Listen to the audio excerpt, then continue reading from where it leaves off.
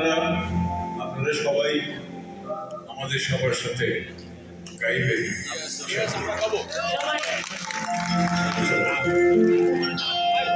ও আমার বাংলাদেশ প্রিয় জন্মভূমি,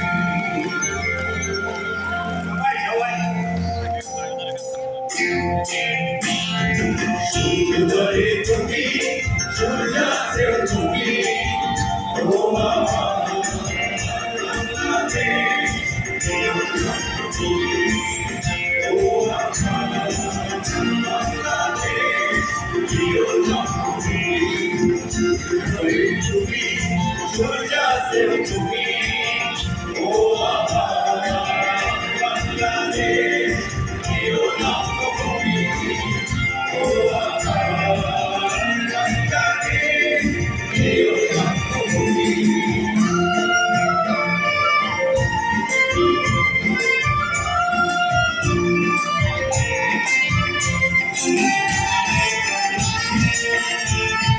তুমি ও আমার বাংলাদেশ প্রিয় জন্মভূমি, ও আমার বাংলাদেশ প্রিয় জন্মভূমি।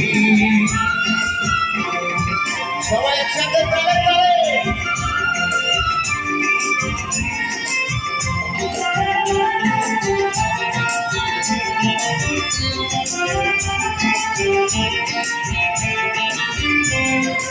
আঁকা বাঁকা মেঠো পথে তোর রাখাল হৃদয় জানি হাসে, তোর পদ্ম কাপা ধীরে ধীরে তোর সোনার স্বপ্ন পেয়া ভাসে, তোরে আমি আই ধরে রাখি সবাই চিরতরে। সূর্যোদয়ে তুমি সূর্যাস্তে তুমি, ও আমার বাংলাদেশ প্রিয় জন্মভূমি, ও আমার বাংলাদেশ প্রিয় জন্মভূমি, সূর্যোদয়ে তুমি সূর্যাস্তে তুমি, ও আমার বাংলাদেশ প্রিয় জন্মভূমি, ও আমার বাংলাদেশ প্রিয় জন্মভূমি, ও আমার বাংলাদেশ প্রিয় জন্মভূমি।